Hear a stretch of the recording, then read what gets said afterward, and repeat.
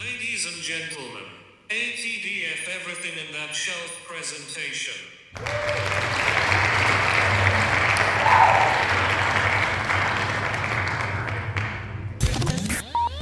You're now rocking with TDF Everything. Spoiled Rotten.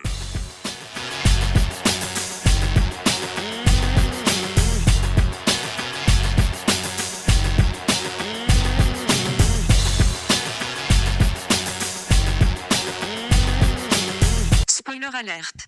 Welcome back, everybody. Hey. It's me, Daniel, And this is Ben on Spoiled Rotten. on that shelf.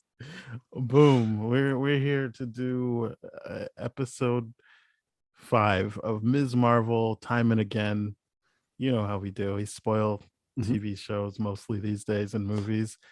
This is the second episode you're hearing this week because if anyone has been counting down the days like me, this weekend is Thor Love and Thunder, so we're gonna put episode 5 of I keep wanting to call it Kamala Khan of Ms. Marvel today when you're listening to it on Thursday, and then Monday we'll be spoiling Thor Love and Thunder, so it's a lot to look forward to.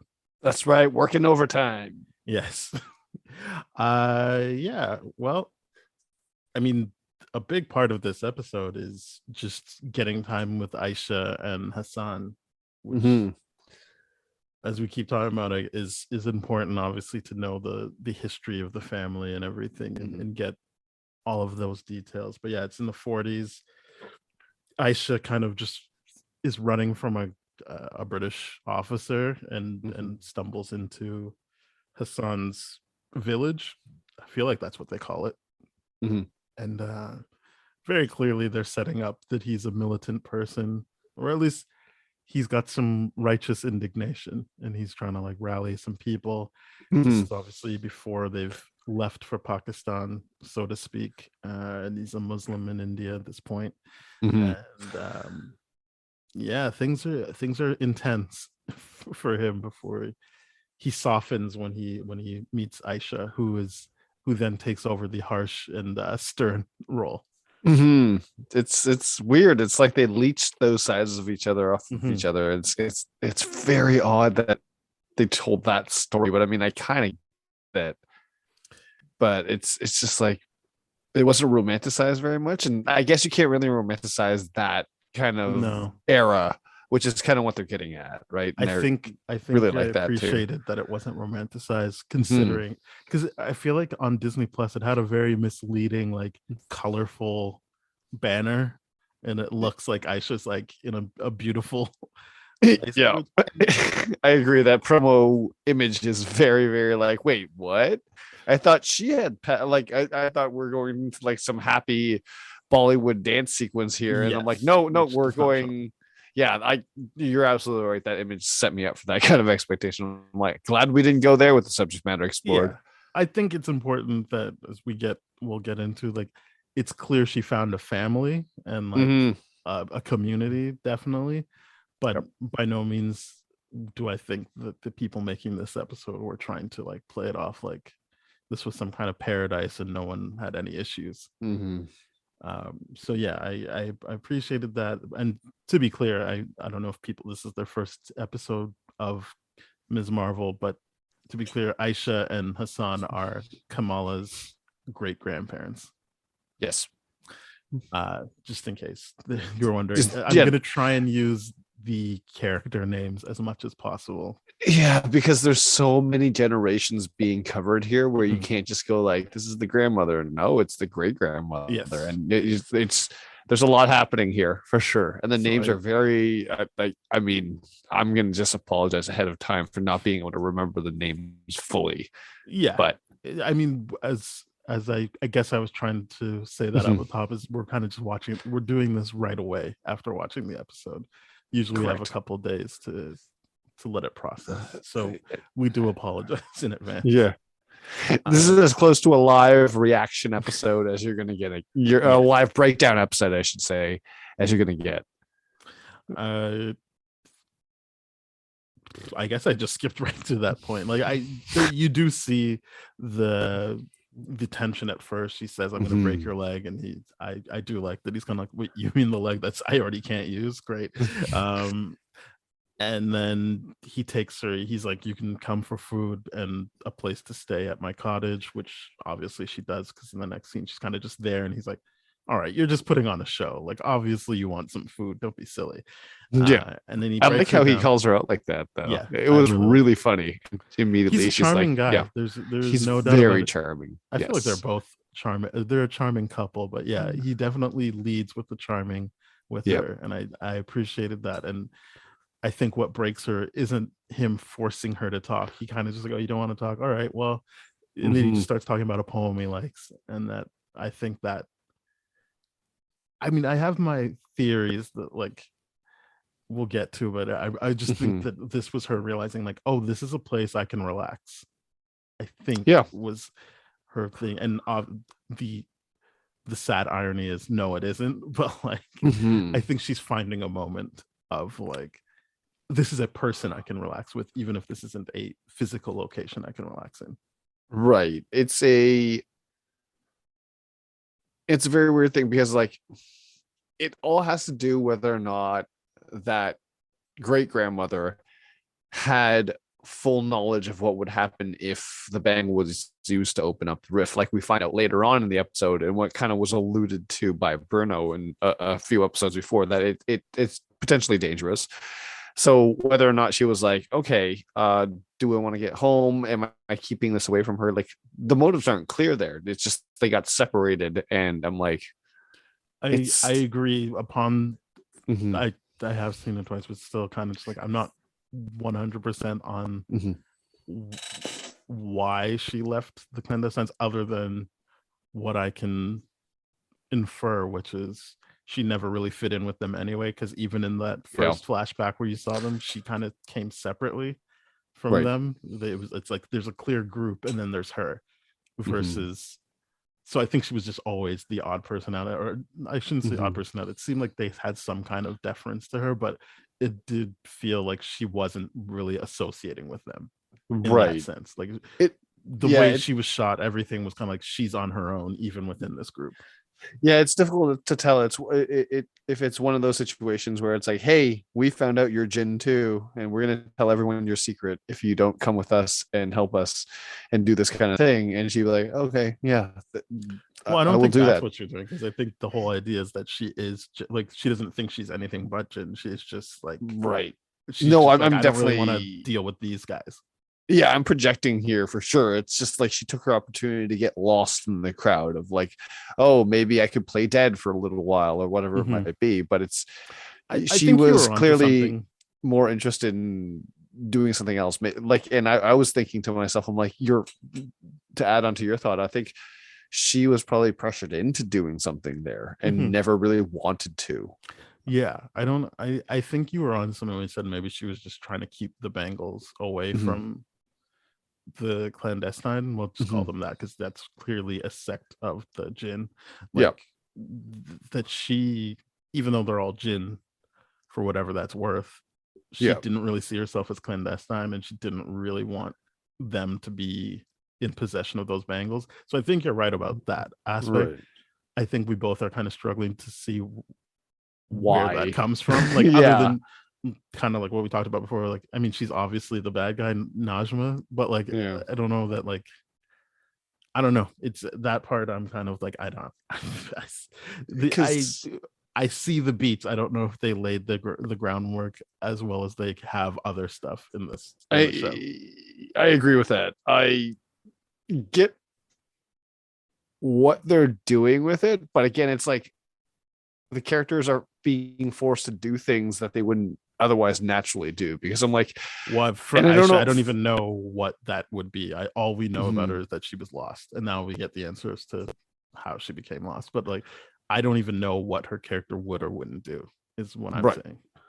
And I'm like, okay, seeing it the way it was done this time, I'm like, okay, cool.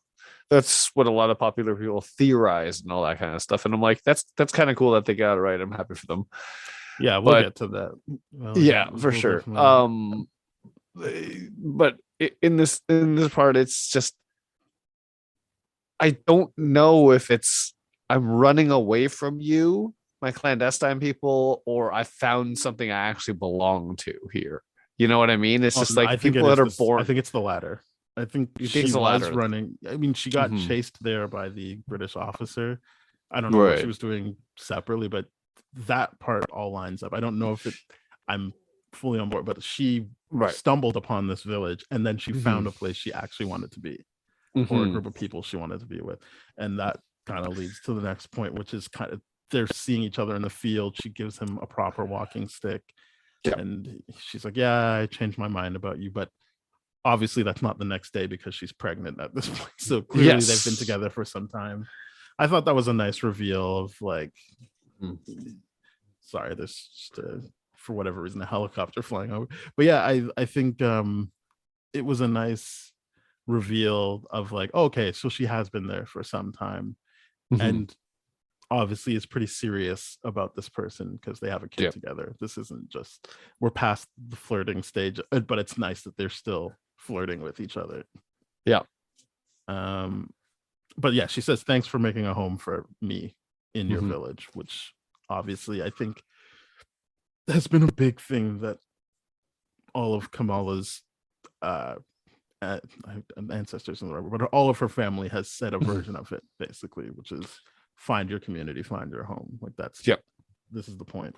So we get to see Aisha find that, Mhm. which is nice. I mean, we know it's not going to last, but it is nice to see that. Yeah. I mean, it lasts long enough for them to at least carry a child to I mean, what yeah, I'm she's like a expecting to toddler by this point, be but 2, 3. yeah, Like she's she's probably. capable I of, mean, I guess like, she's I don't about, know. yeah, she's probably She's like three, capable of 4. walking. She can walk. She wasn't really She can speaking in talk. full on sentences. Not really. Like She was saying mommy, "mama," daddy, yeah, something like that. I think would be fully acceptable. But like, I think 2 to 3 is a fair yeah, estimate, right? I yeah, wouldn't say 5. 5 would be like you full on forming a yeah. I sentence, know. right? I don't know how old she was with her, but yes, to your point, like time, like they were together for a while. This wasn't just like Yes. quick, we have a baby, we got it. Like Yeah. um They were there Sana for some is the time. grandmother's name. Sana was, as you said, at least 2 or 3 years old, if not Let's older. say old enough to be able to tell that story over and over and over again her whole life. Yeah, So it stuck with her. I don't, yeah, I don't know at what point people become self-aware that they're like, oh, this is when my memory starts. This is my identification, like history and all that kind of stuff that I experienced when living, like all that kind of stuff. I have no clue. All I know is for me, it just kind of happened one day. I was born, and then all of a sudden I turned You've memories. like 5 years old or something like that. And I'm like, cool. I don't even remember if I remember them. I just know I experienced them because there's evidence of it. But So you know, it's she had to be old enough to remember that at least. So I'm guessing between 3 to 5. That's my final answer. So Not that that was a question. we have Yeah. this moment of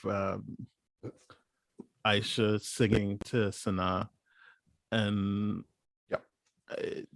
she's obviously found some peace here, and but Hassan is listening to the radio and he's getting worked up again. I completely in the right for being worked. He's kind of just like, what do they mean? Like, look at all this bloodshed. Like, this is ridiculous. Yeah. And I think I know these scenes aren't but one after another, but I'm just grouping these together. So he's Mhm. got that frustration, and then you see that point where someone comes to bring them like milk and fruit, and he's like, yeah, thank you, but also like, you have to do this because people are discriminating against us, and like, we're Muslim.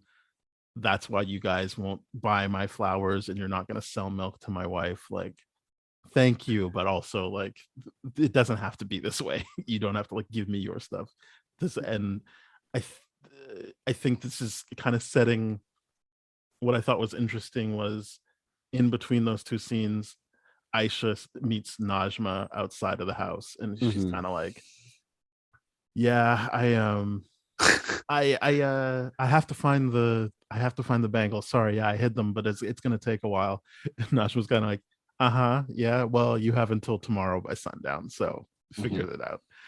Um, so you can see that like she has a burning platform where she's kind of like, well, we got to get out of here because I don't want. Yeah.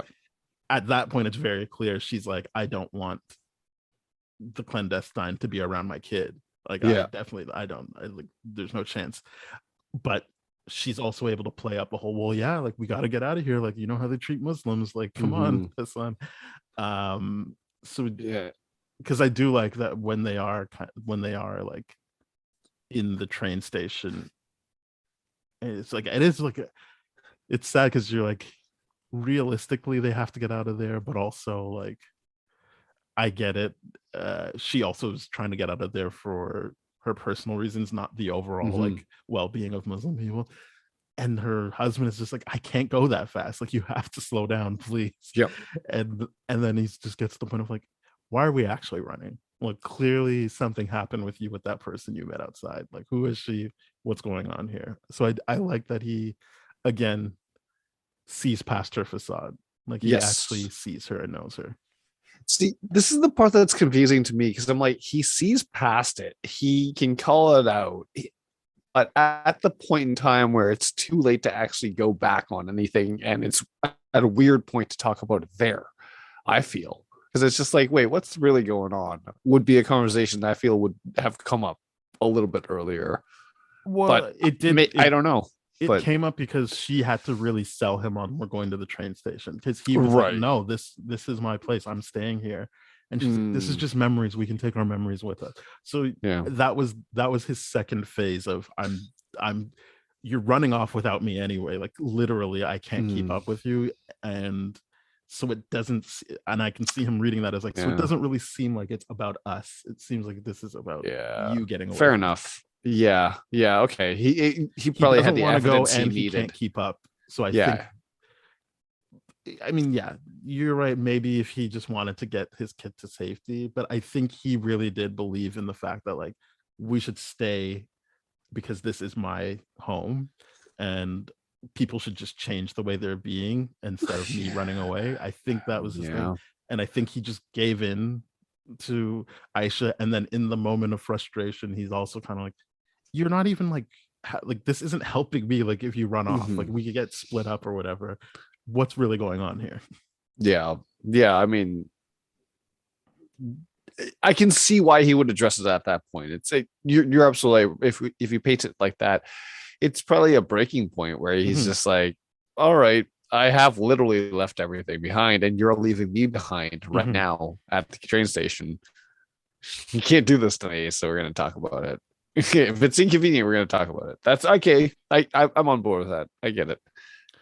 Yeah. So she basically gives the bangle to Sana. Yeah. And she's like, this will protect you. They do get broken up, and she's like, whatever happens, just get Sana on the train. Like, you just have to.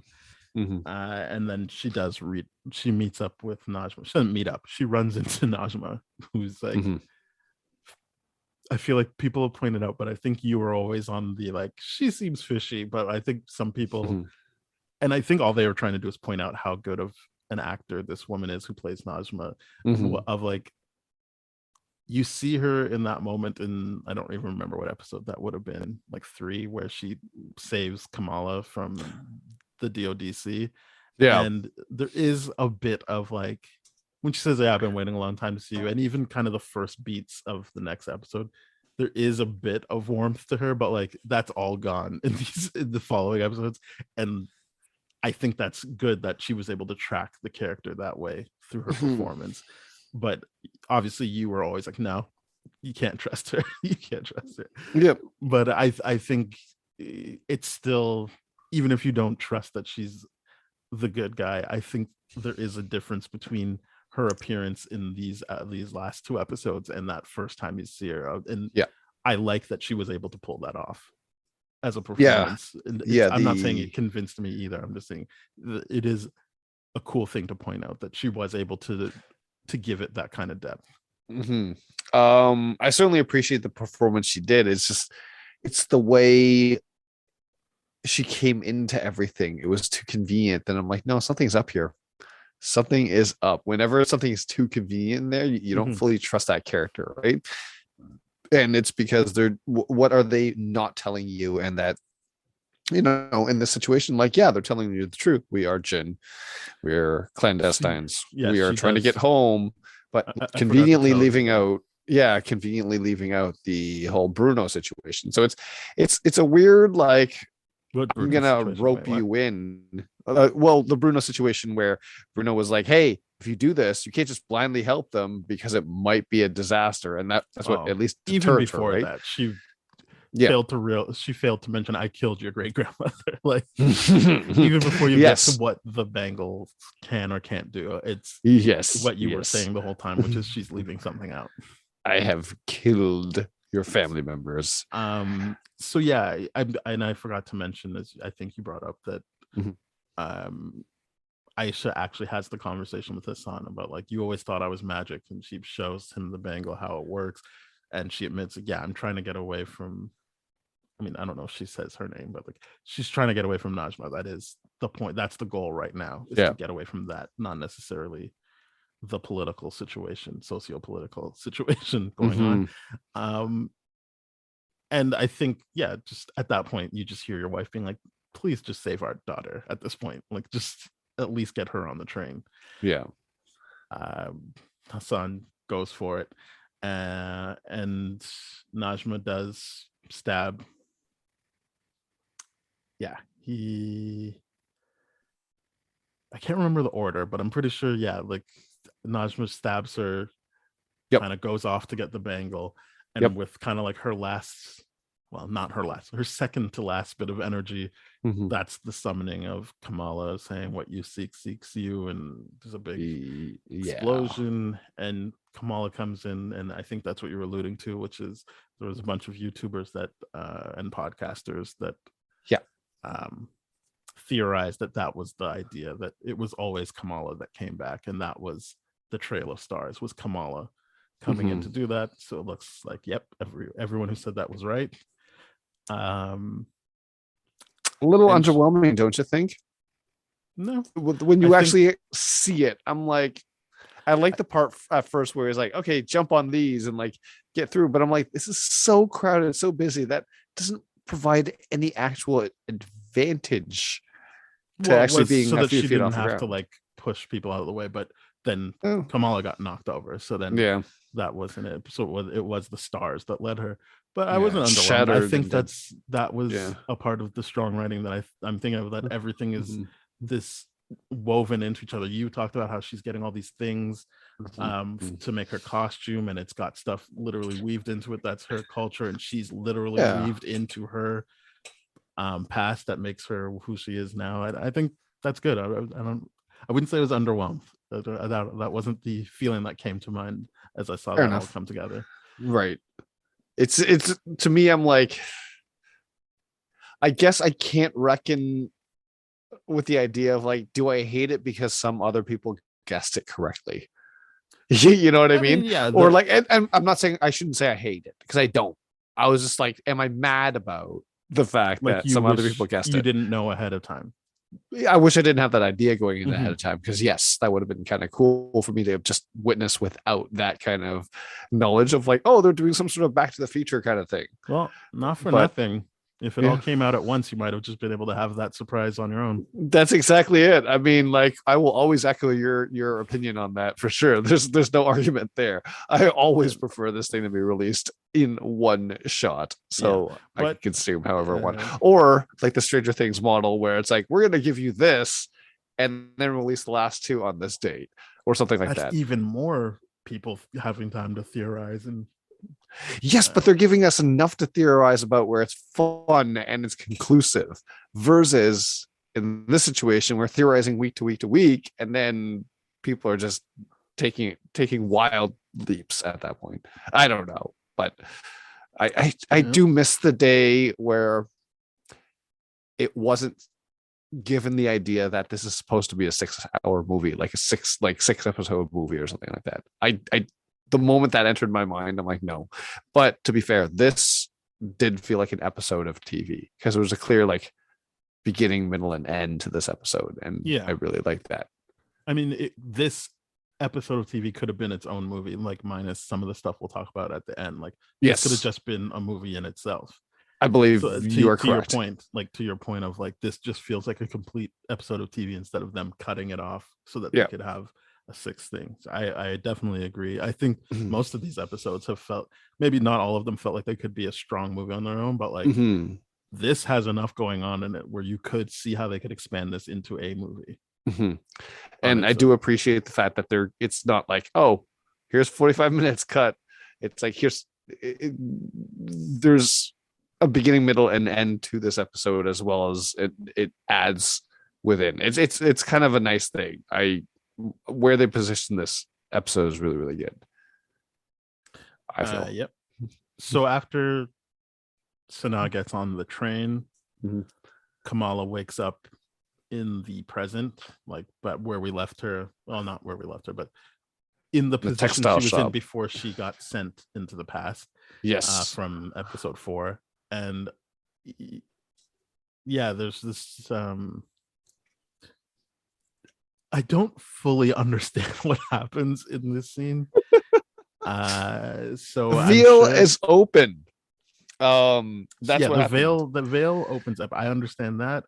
I understand that it's too powerful for them to just walk through it like they thought and go home. They just Mhm. get killed.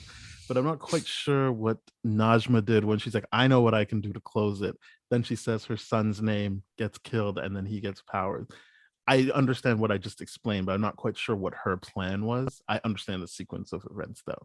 It's more just like what they'll probably tell us what happened in Yes. episode 6, but watching it, I was just kind of like, I don't know. I mean, at this point, Kamran is comic accurate now. Like when he makes up, I was like, yeah, that's how he. I mean, his whole body is like that, but that's how he looks in the comics. Right. But I was just like, I don't really know what her plan was, and I'm not saying the show's bad for not telling me, but I'm just like, it was kind of like in a show where most of the time I think I have and I know Mhm. what's going on, and I think we've proven sometimes I don't know what's going on. Just I thought I knew what was going on. This is where I'm just like, I don't even have any guesses what just transpired. So my guess here was that somehow she was able to turn herself into Noor light and then give that Noor light to Cameron, which is the Mhm. Noor light instilled in the Bengal.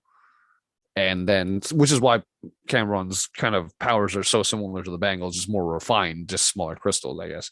But I feel like that's just basically it. Cameron is the second Bengal now. And then Yeah. So you know what I mean?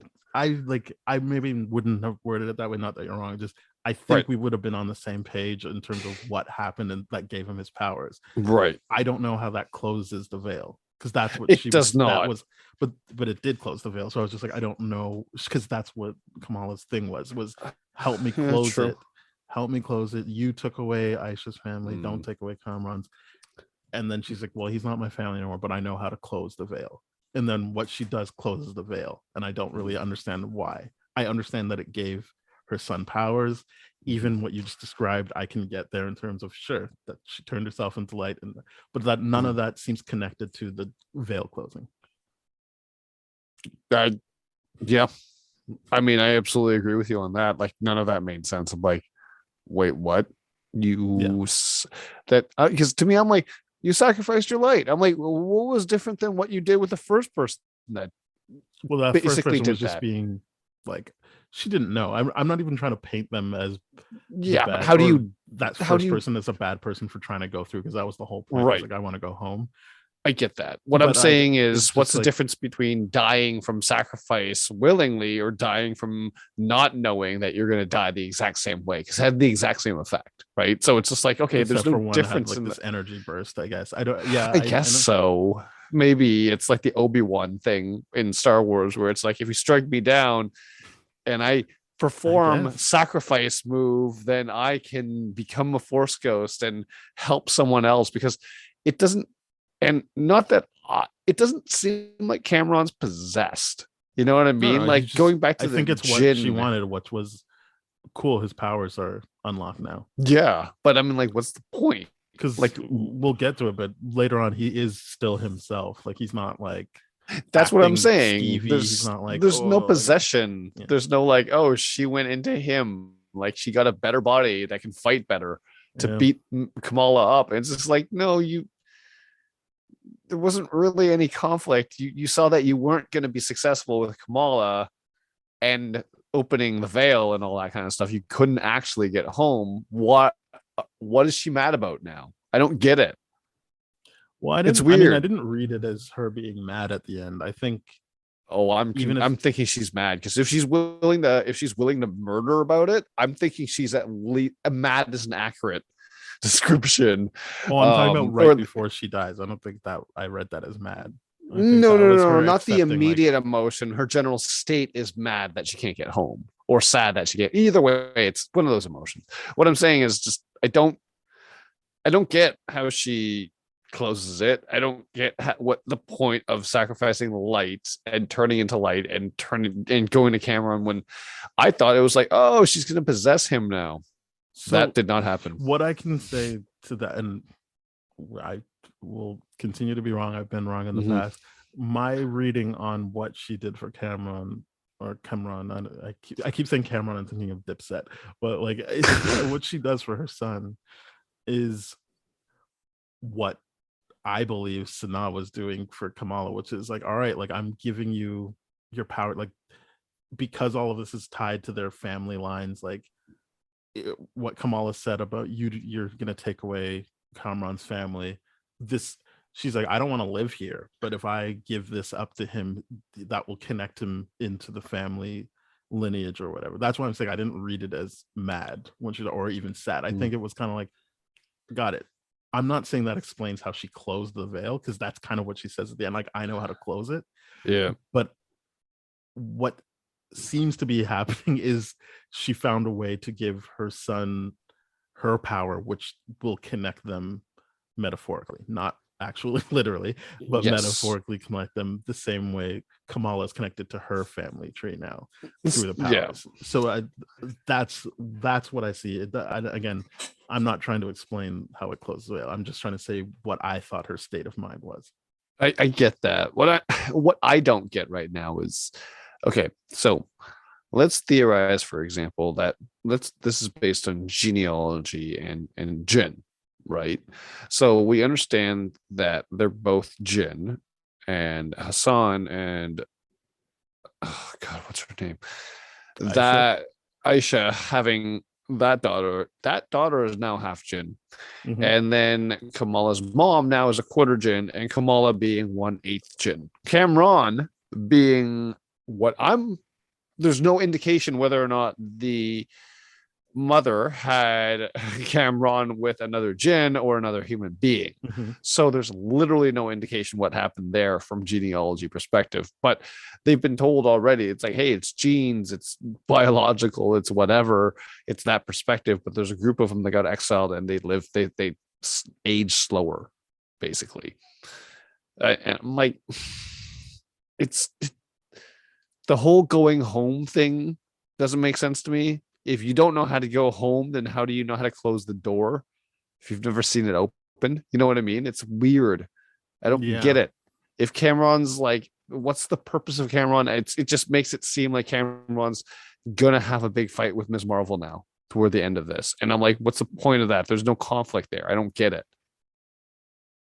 Cameron was alone and abandoned. I will say this.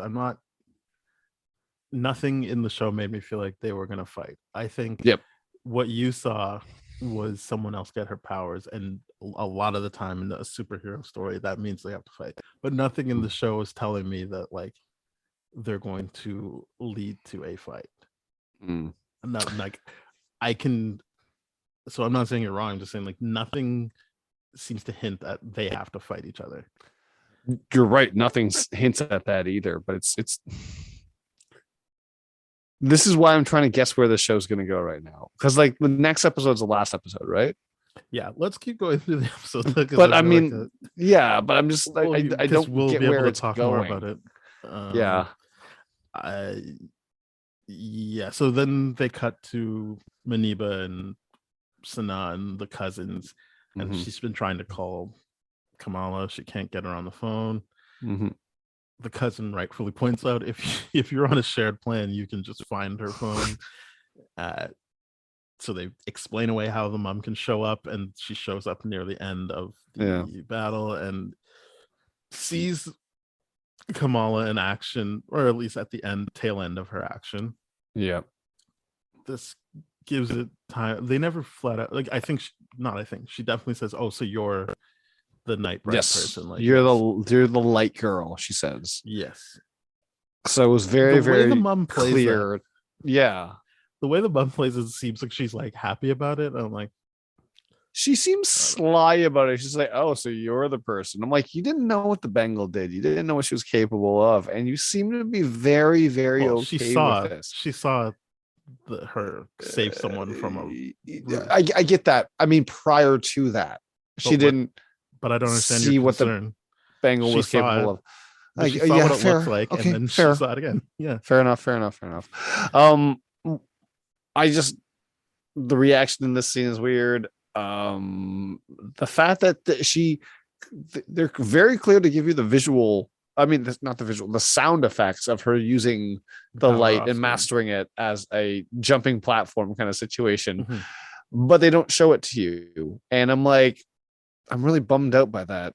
I'm really bummed out by the fact that they didn't show her jumping up those kind of things, because I think that's part of the character evolution, her just casually doing it, but they just gave us the sounds. It was disappointing. Yeah. I didn't like that part of the episode. That's fair. I think I was a bit more touched by the actual character development than visual powers. I mean, don't get me wrong. That is an important point, but I think, but my lasting memory of the episode is 3 generations of people who have been through something. Yes. Obviously, Kamala's being significantly less traumatizing than her grandmother and mother, but still, just as we kind of set up at the beginning, that fracturing of the self when you're a Muslim American it's a big deal. I think the fact that they were able to heal together in that moment and actually talk about, like, you know what, I'm holding on to you too much, and the grandmother being like, and I held on to you, like, I didn't hold on to you tight enough, and them actually to have, I think that's my lasting memory, not whether or not I saw her do the power thing. Do not get me wrong, I am not saying that is my lasting impression of the episode. I am just saying I am highly disappointed in that moment, particularly that we did not see her jumping around on her powers. We saw more of it during the training montage than we did there. Like, come on, that doesn't make sense to me. What I'm saying is, during that moment in particular, I had a gripe about that. But if we're talking about the takeaway thing, that scene that you're talking about right now, that made me cry, and that was beautiful, and that is definitely my takeaway from that episode, this episode, for sure. Really good stuff. I don't know how it matches up with the mom that we met before. I don't think it does, to be perfectly honest, but but I think the emotional payoff is worth it. I think I think it's a big deal to have your mom say, "I know I don't trust you," and I believed her when she said that. Yes. And then to have her turn around and be like, "No, I just love you so much. You're the best adventure I've ever had. And I'm sorry if I hold on too tight." And it's like, that is true. But also, you also said you don't trust her, which maybe those two things can be true. But it seems like, well, you can hold on too tight and not trust someone and then justify the rules and the oppressive kind of nature, right?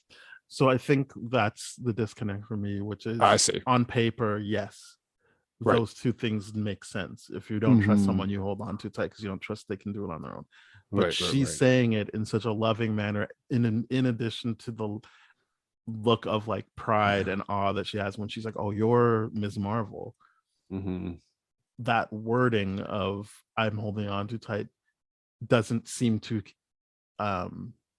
account for the oppressiveness that you just brought up. It seems it doesn't feel like it's connected in that way. No, it doesn't track properly. It's definitely one of those things to me where I'm like, oh, you're justifying a lot of shitty behavior right now by painting it in a light picture way. You know what I mean? Yes. And what I'm saying is, she's justifying now, but she was a character that was fine being like, "No, I don't trust you. I don't care." And I think that's a character that wouldn't try to justify in that way. She would just be like, this is what's happening and this is why. I think so, but in this, to the point of she's figuring out her stuff with her own mom in the scene beforehand, right? And then she's clearly doing this work with the whole time they're in Karachi. And so I can understand how they would get to a boiling point where all three of them would get to the point where we're like, you know what, I can own up to this now. I thought about it, what you brought to the table and all this kind of stuff.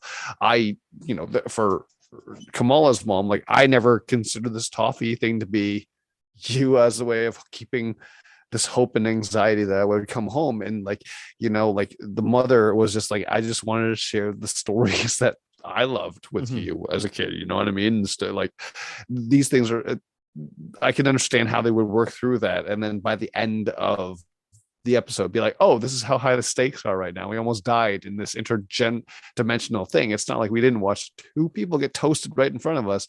That could allow them to catalyze that conversation a little bit faster, which I do believe. Like, this seemed good, but I get how this would change her delivery of that. I get how you're like, that doesn't track. I'm like, yeah, because it's fundamentally abusive, and to understand that is kind of shitty and it's in itself, but I understand it clinically. So yeah, I understand. I understand the emotional payoff. I'm not saying I would rather they didn't do it. I just thought the show had done so many other things that were just as complex better, that I was hoping for better. It seemed like the mom, Maniba, and Kamran even had kind of like character changes because we were at the end of the season, and not because that we saw, and obviously we saw more work done with Maniba and her mom, but like, so I think what was more successful for me was, even though it showed that I was wrong, that she did have this rebellious side, and that you saw the pictures of her and her saying like, yeah, like, you ran out to go to Avengers Con, I ran out to go see Bon Jovi. Like, we are the same. That stuff worked better for me than the wording and kind of dismissal of how that would affect her daughter when she goes like, oh, I'm sorry, I just hold on too tight. Because I do think those are two separate concepts, but I get that just to get to that emotional thing, it's whatever. Yeah, because it's one thing to live it, and it's one thing to have to parent it, right? Yeah. I mean, but that's what I'm saying. That's what was good about it, is because you're like, yeah, they butt heads because she's like, I am you, like, it's that works for me, and so then I don't need that extra layer, is I guess what I'm saying. It was a superfluous layer that also kind of bumped up against what we knew about this rebellious character. Fair enough, but I would argue like it wasn't a giant leap. I would argue that she was in, like, I think episode 3, showing that there was increasing trust, because I'm like, hey, and I'll go back to that part of the episode where we recorded, where I was saying like, Kamala like was straight up with her this time, like after she tried to sneak out, and was like, gave her the honesty and gave her the lowdown. This is where I want to go. This is where I'm going to be. This is who's going. This is what time I'm going to get back home. I'm playing by your rules. And she was like, yes, you are. I'm going to reward that behavior. I'm going to trust that you're going to do these things. Because at the end of the day, she can still have done that in the first episode and been like, no, I don't trust you. And in this episode, she had the ability to be like, yeah, I'm going to give you that trust right now, knowing that you're not going to break it twice. You know what I mean? It tracks to me that she would get here. The grandmother getting here though so quick, maybe that's after a long period of time that she was, you know what, that makes sense to me, because like there's a lot of stuff that gets worked out after. I imagine a lot of families had to work out a lot of stuff during the pandemic, and that whole like, oh, you moved to America, I'm over here, that distance away from family could have been like, yeah, that tracks to me that that would have accelerated it too. It worked for me. That scene worked for me. So I guess I just want to make it clear, I'm not saying you're saying I'm saying this. My concern isn't how come the mom is on board now. That's right. Why is Maniba on board? My concern is I already got she was on board for every reason you just gave. So that little bit of dialogue there, one feels like they're like, just in case you didn't get it, she's on board now. Right. and it also didn't match up with how it looked like she operated before that moment, which isn't to say she should still operate that way, but it didn't feel like an actual progression in that sense. Like if you're writing it so that she ends in this place, that line kind of is like a little block because all of these other actions as opposed to words showed that she was already getting there. Yeah, it's and you know what the difficult part for me is that there's literally 3 generations in this one scene processing their trauma, right? They're literally breaking that intergenerational trauma. Now, I don't think that's an easy thing to do on screen. No. Because typically you'd want to be able to focus on the mother and the daughter, or the grandmother and the granddaughter, or whatever format of that would be. You'd want to isolate it to one between 2 of the parties, not all 3 interacting at the same time, achieving the same thing. It's a very, very awkward scene because I'm like, that's a little too convenient to recognize that the grandmother in particular, someone that was very, very used to telling her stories and taking over everything, would be so balanced and forward with like, oh, I'm not taking up too much space in this conversation. I'm going to say what I need to. I'm going to validate feelings. It was just a little bit too neatly packaged up. And that would be my criticism, but I can understand how they would all. Yeah. I think a more successful version of that was Kamala coming home and her mom being like, you know how moms are. That is way more successful than trying to literally state what the issue was. Yeah. So that's what I'm saying, is that I agree. Every time you have a rebuttal, you're like, yeah, like this, I agree with you, and it's already showing that they did the work to show you how she got where she was. I'm just saying that, like, if you wanted to put a cap on it, that didn't feel like the most successful way of doing it. I agree. It feels like they're just revisiting the same beat multiple times, which I'm fine with. They're doing it in different ways. I get that. And that to me is why that scene felt so clunky, because you're right. They showed you and now they're telling you. It's like, hey, we did it. See? Yeah. And that's a very awkward moment. Yeah. And I agree, but I'm so pulled away by the unrealness of that collective trauma, not bonding, but trauma resolution between the 3 generations. That I'm like, that was lovely. That was beautiful. You know, I wish more people get that. I hope more people get that in their lifetime. I would argue that they did it over 3 different scenes, though. It didn't all resolve in that one scene. So I didn't feel like it was too. They did stuff at home in Karachi, like in the house in Karachi. They did stuff after the fight when she gives the picture to Sanaa, and then again when they're back at home. So it is over time that all of that. It isn't just one scene where everyone's coming to these realizations.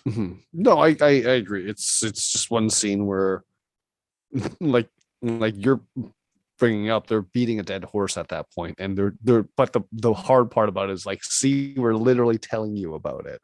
It's like, to me, I'm like, hey, if you go to a fancy restaurant, and I don't know if anyone's had this opportunity, but you go to a fancy restaurant and you order what's on the menu, and then the waiter brings it over and then proceeds to tell you what you ordered and then tells you what they did. I'm like, thank you. I didn't have questions. I read the menu perfectly the first time. Why are you doing this? This is an awkward situation. I want to eat the food, man. Don't just sit here and tell me how this foam was created. I know how that happened. I just want it in my face. And it's awkward if you're going to tell me about it while I'm eating it. It's weird. So I think I agree with you. It was awkward because they're like, yeah, we showed you and now we're going to tell you about it. We'll move on. I don't know if my point landed, but no. Okay, but we'll fair move enough. on. I think I get what you're saying, and I agree with that. I think what I was saying was a bit different, but we can move on. Kamran shows up at Bruno's place over the Circle Q, and I thought for sure he was gonna like lash out or do something like. Maybe not even because he wanted to, but just because he couldn't control the powers. But he Mhm. just has this earnest conversation about like, I would just like to start over with you because I feel like we're not on good terms. Also, Mhm. you're the only person I can talk to and I need help. But yeah, so he's kind of like he's doing this weird thing of like, oh wow, that's my favorite element. Like, and he's just like, all right, enough of the weird talk. Like, can we just reintroduce each other? Um and Bruno, being who he is kind of just like, yeah, I'll help you. I'm not gonna let you like run from the DODC on your own. And then DODC I'm just is gonna already harbor there. a fugitive. Yeah. What a And then kid that they Bruno. get shot up. Yeah, I mean, what I was thinking about or not Bruno, but Kamran was like, I don't believe that he genuinely thought his name was Brian. It seems like a Yeah, I don't weird. believe it at all. I don't. It was said too many times, Yes. as they pointed out when Bruno was like, "Oh well, the first 4 times." It's just like, yeah, like you did. You really thought his name was Brian? Like, surely Kamala would have said, "My friend Bruno" at some point. Like they spent time together. Like, I believe that Kamala didn't bring up Bruno whatsoever. I believe that. Because they were so involved in their own world, right? The whole like, hey, you like this Bollywood movie too? I like this Bollywood movie too. And like I think in that, she would have brought him up. He's like a family member to her. Like that's I feel like I could see she would talk about him if he didn't meet him at the party, at the same party. It's like, why are I you? feel like they met already, so it would be even better to like you could just casually drop, oh yeah, me and Bruno did this, whatever. It's not. I'm like she would have to like go into detail about him. I think his name would have come up. So to be like, I genuinely thought your name was Brian, even though he introduced himself, he understood everyone else's name. That seems like a weird turn. It's genuinely weird that they would say like, yeah, you know, I wish the way that they would have been like, you know what, I've been a dick to you, man. I've been calling you Brian. I know your name's Bruno. Can we start all over? Like, I'm really sorry. Right? Like, if he did that, I would have believed that way better. And I would be like, cool. The writing for this character is a lot more consistent than he actually thought Bruno's name was Brian. Bruno and Brian do not sound remotely similar whatsoever. No. And I'm like, I'm just like, I'm sorry. The only one we're painting out to have that whole disassociated, I'm disengaged from reality aspect in the show is Kamala. So it makes no sense. I agree with you. I'm like, oh, that's weird. I like that what you're trying to do, but this is weird for the writing of the show. Yeah, it was a moment like the mother thing, which we talked to death. So about like, yeah, both of them, both those attempts to like close a loop felt awkward in their execution. Because as you said, you could have just as easily had it. You don't even have to have him say, I've been calling you Brian. Like just him saying we got off on the wrong foot acknowledges, yeah, and I've been calling you Brian. Like he doesn't even have to say it out loud. Yeah. You could just be like, because he goes, my name's Kamran, and he goes, I'm Bruno. You just have him say, nice to meet you, Bruno. It doesn't have to be this awkward thing where you're changing intentions of the character, or at least setting something up that you were like, oh no, we weren't ever doing that. Yeah, it's just, I'm gonna chalk that up to inconsistencies with the clandestines. They clearly were not rough for that group. Yeah, that is the poorly written group for sure. But yeah, so their thing gets blown up, or where they were gets blown up. We'll see how that goes for them. People have mentioned, yes, in the comics, Bruno loses an arm. He already had an injured arm, so I felt like that was kind of their nod to it. But maybe he'll fully lose it in this explosion. Right. Otherwise, yeah, seems like a weird thing to randomly do. It's just like, I agree with you. I feel like one of the things that this episode was really, really confusing me about. I'm like, why does it feel so complete when I know it's not the final episode? It feels like they're rushing to tie things up, but I'm like, it's not even the final episode. I think some of this resolution could be resolved. I'm like, are they really killing her off right now? Like, what's this like? Well, I'll say this. I think we both felt this way about the penultimate episode of Peacemaker, and then they found a way to make it all work. Because that was the one where he killed his dad, and we were kind of like, yeah, I mean, that's what else is he gonna do? And then Yeah, I think that's we both absolutely really- right. So I think I will give this show the benefit of the doubt as I've continued to do, and be like, they Yes. wrapped up something. Clearly, they got Mm. something else for the finale. Yeah. But I would say yes. If I hadn't have seen Peacemaker, I would have felt the exact same way as you, which is I feel like it's done now. Like Yeah. we, And like what is left to cover? They closed the rift and But she's got obviously her they have a plan. powers. I think But- they have a plan.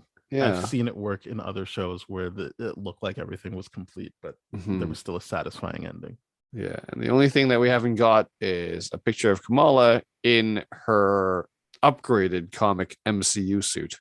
Yes. We've just seen the old school comic one, and I liked how like the guy that was the Red Hawk guy Red Dagger. gave Red Dagger gave the face scarf to her as her scarf. Like I'm like, Yeah. oh, that's a cool way of like writing in, like, oh, there's history with the vest that you're wearing, and now the thing means something to you because you. I'm like, oh, this is cool now. All of that's cool.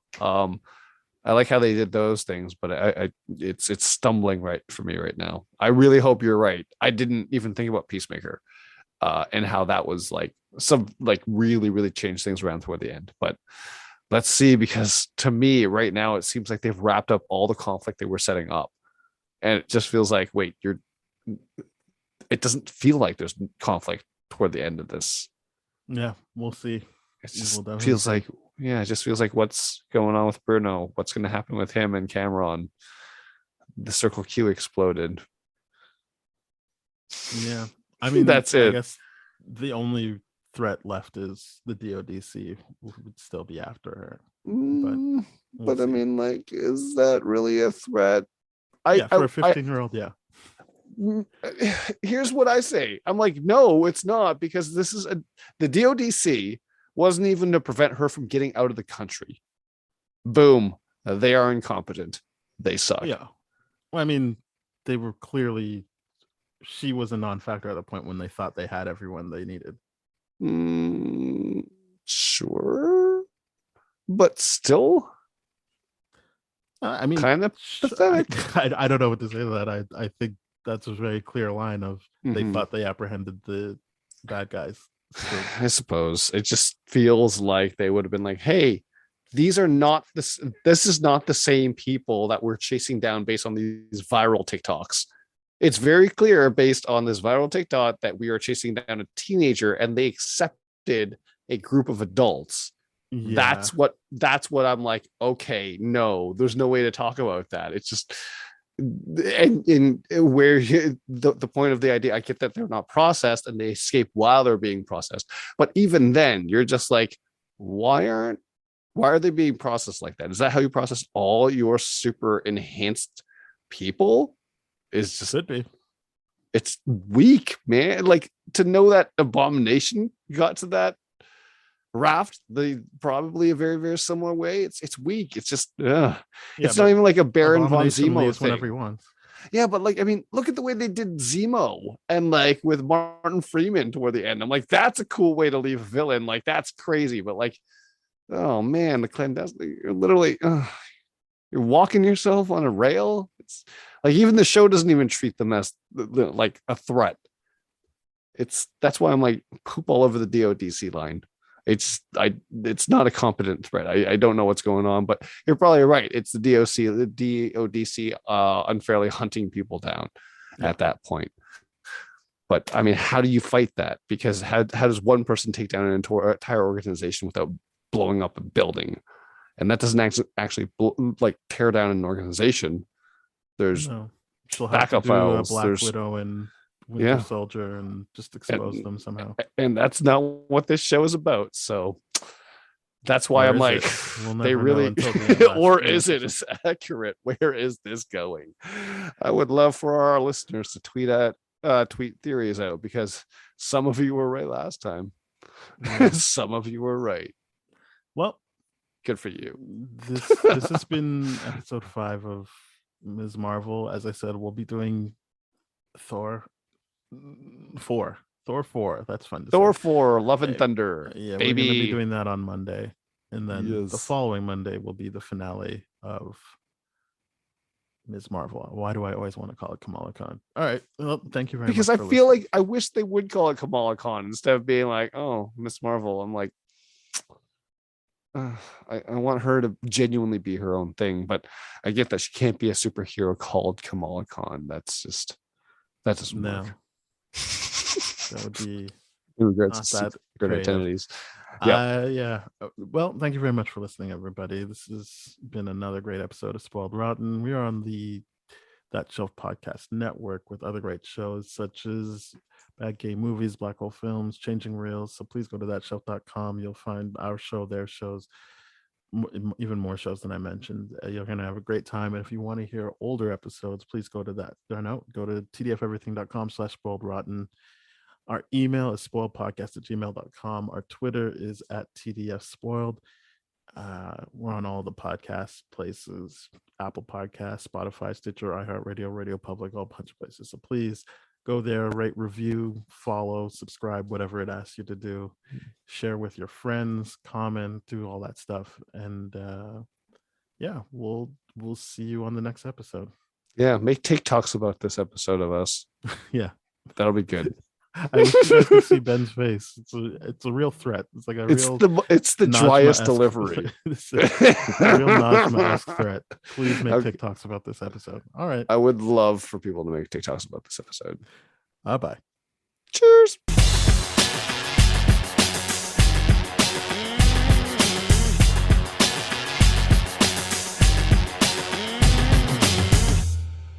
This has been a TDF Everything production, brah.